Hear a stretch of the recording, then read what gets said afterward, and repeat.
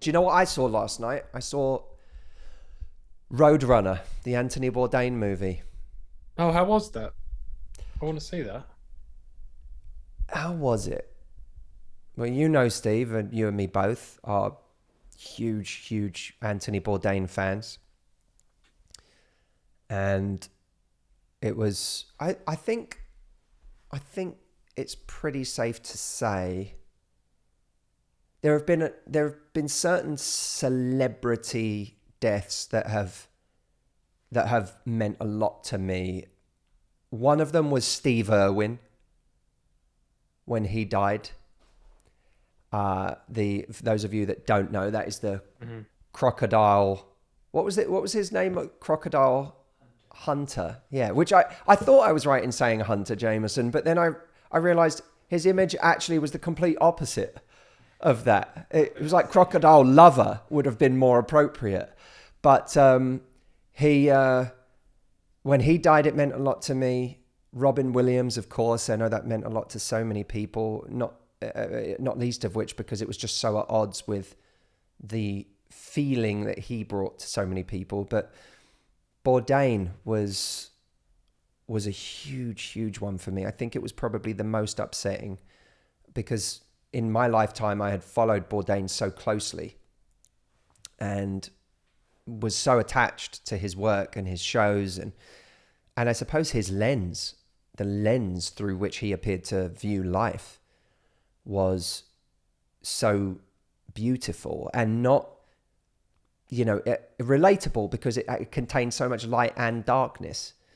But you saw a guy who had a lot of darkness in him, who seemed to still have this rebirth in his 50s and 60s that allowed him to, go around the world and see all of these places and meet so many different people and have adventures. And I know that there was a kind of culturally global inspiration he provided to people, that it made you want to not just travel, it made you want to explore. It made you want to get out of your bubble. It made you want to go and interact with people. It made you want to try things that you hadn't tried before because you saw a person who was really living.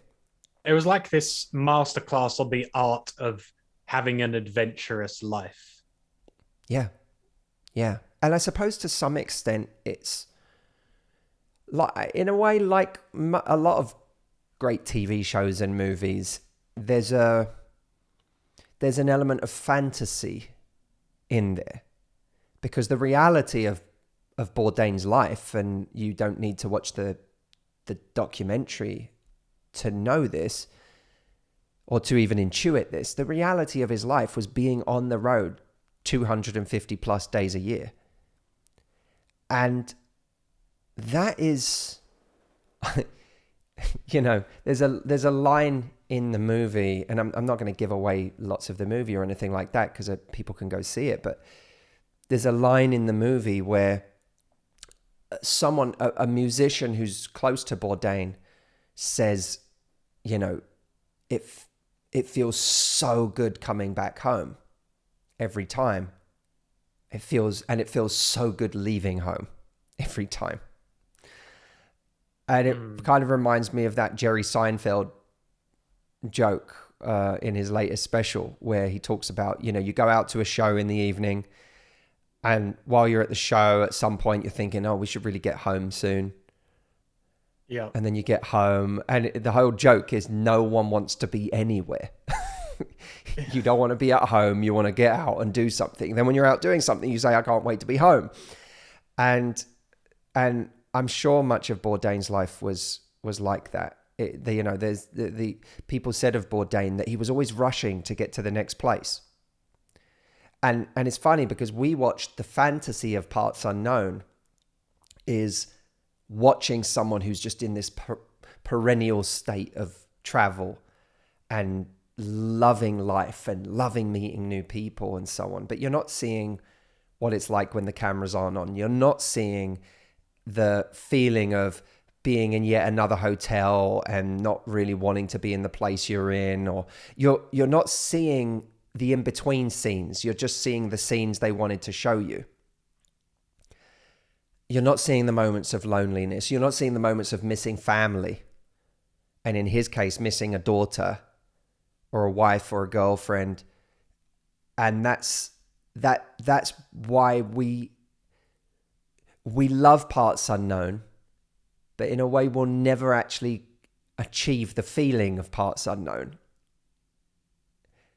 You know, we'll never be able to travel and we'll always be in the same way that Bourdain was with Parts Unknown, always trying to kind of relive the stories of the movies he'd watched, because he actually didn't travel much till later in life. Mm-hmm. Yeah, he didn't have much money for a long time. Right? No, and he liked movies, and he had a kind of encyclopedic knowledge of movies, and so, you know, around the world, he started having fun using Parts Unknown to kind of recapture and recapitulate scenes from movies he loved. And that, you know, he would go to Vietnam and recapture Apocalypse Now and be reliving scenes from it in his head. And that's him trying to capture an essence that his mind had bottled at one stage or another, that in a way can never quite capture it, but it's always imitating it. And you know, you and I, Steve, have traveled where we're trying to imitate Parts Unknown. Mm-hmm. So we're doing an imitation of an imitation, you know, and always trying to recapture something that we've seen, trying to bottle something that you know, means something to us. And we've literally showed up in places and looked at, where did Bourdain go when he was in this place? What restaurants did he eat at? And then you go to those restaurants and you're trying to relive that. I'm sure many people have. Yeah, I was in Vietnam and went to the Obama Bourdain noodle restaurant. Right. And I don't even mean in a detrimental way, in a derogatory way. So much of our lives is trying to capture the essence of something that is emotional to us, that means something to us, trying to recreate an experience in the world that we have in our head, always trying to reach for some ideal, some romantic view of the world, a person, a place, a business, an idea, a creation. Even when we write a book, you know, we're reaching for some ideal we have in our head of what we want this book to sound like. Or when I create a show on tour, I'm always reaching for some idea I have of the show in my head. Yeah, because you want to share the things that excited you when you saw them, and you want to create them either for yourself or other people. You want to do the same. Yeah. And in a way, the show ends up being good if it kind of captures 60% of what's in my head, or sometimes even less. Mm-hmm. But there was a real darkness in him. Quite clearly, there was a real darkness in him that followed him around, or that reappeared frequently in his life. And I suppose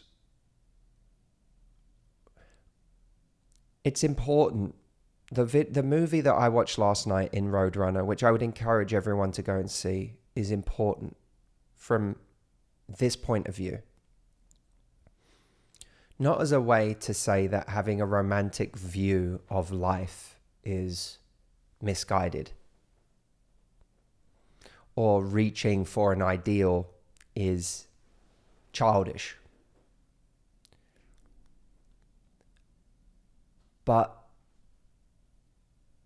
to not think that anyone else is doing a better job of capturing that ideal than we are. To realize that we're all trying to reach for something transcendent. We're all trying to reach for something romantic. We're all trying to reach for something that has deep meaning or feeling to us. And when we can step out of the world of Parts Unknown, which is in many ways an exaggerated, even though Parts Unknown was loved for its authenticity, because it felt raw. It was raw. But it doesn't mean it wasn't an exaggerated ideal of a place or of a person and an experience of traveling around the world. The movie I saw last night in Roadrunner was an important antidote to Parts Unknown and the ideal that creates. It's a reminder to all of us that there is another side to that story. So that when we do our version of traveling around the world, even if it's not literally traveling around the world, when we go for our adventure, our ideal, we understand that there is always the other side to that coin. There's always the in-between scenes. There's always the scenes that never made it to the show, that got left on the cutting room floor because they weren't interesting or because they were too real, too painful, because they didn't tell the right story. Those moments we can't avoid in our own lives. They don't get left on the cutting room floor of our own emotions because we live them all. We have to. We're forced to live all of that footage in our own lives. But when we see that footage in other people's lives, and when we get, in a way, I think the Roadrunner movie is as generous as Parts Unknown was to people. Even though it's raw, and who knows whether someone like Bourdain would have ever wanted that to happen. Would any of us want to die and then have the unseen clips of our lives shown that we didn't choose to be out there? I don't know. Maybe not. We'll never know. But it's an act as generous as Parts Unknown. Maybe in some ways even more so, because it gives us a real portrait of the struggle, of the pain, of the depression, of the darkness. And when we have a realistic picture of that in other people, we can not be so hard on ourselves. We can be more compassionate towards ourselves because we can say, oh, it's like that for them too. Even Bourdain wasn't living Parts Unknown. Not the way we see it. Even he wasn't actually experiencing Parts Unknown the way we experience it. In the way, that's the generosity of Parts Unknown. The generosity of that gift is even he didn't get to experience it that way. We did, and that's a beautiful thing, but it must always be tempered by the other side of it, because otherwise we will always feel like we're somehow falling short of an ideal that other people have been able to reach, which is false because they haven't. They are living a real life just like we are. And I think that if we can understand that, when the darkness comes for us, we'll be ready to meet it and to know that we're in good company. We're in the company of our heroes. We're in the company of the people we look up to. We're in the company of some of the best people on this earth. We're not alone in that darkness. And hopefully that knowledge can stop people from getting to the point that Bourdain did, where he decided that darkness was too much. Yeah, the empathy and truth of seeing someone else going through it just kind of makes it not seem like our unique fate when it's happening to us, and we think, why me? Like, why is this happening to me? It universalizes it. Yeah. But I like I said, I love the fact that it didn't put an overly positive spin on everything. There's true darkness in that movie as well as light, and I would encourage everyone to go and see it. And weirdly, the great legacy is of Bourdain that he actually did appeal to life lovers in a huge way and made people, so a lot of people, it made them sort of want to love life more. Ironically, a lot of what those shows do is make people want to dive into the world more. And there's something really cool and about no that. one should write off all of that because of the way it ended. And that's really, really important in life. We live in this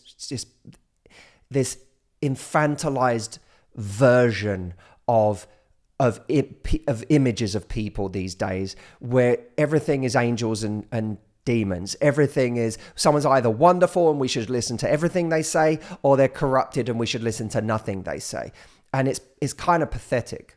Yeah. We should be looking at what's useful in everybody. The fact that Bourdain took his own life doesn't change all of the beauty that he brought into the world, and it doesn't change the truth of that beauty. He accessed it. Unfortunately, he wasn't able to access it at the point that he took his own life. But it didn't mean that when he was accessing it at those points that it wasn't real, that it wasn't true, that it wasn't something to aspire to. Yeah. And I can't stand the kind of logic that people have where it's, you know, you could post a quote from a Bourdain or anybody and they're like, well, why would I take advice from someone who clearly couldn't even, you know, have it in them to stay alive, or couldn't even avoid committing this crime or doing this? It's like, that is such a childish way to look at the world. Yeah, I hate that. People are complex. Life is complex. And we've all been the demon at different points in our lives, and we've all been the angel at others. And hopefully we'll be the angel more times in our life than we'll be the demon. But it's in both.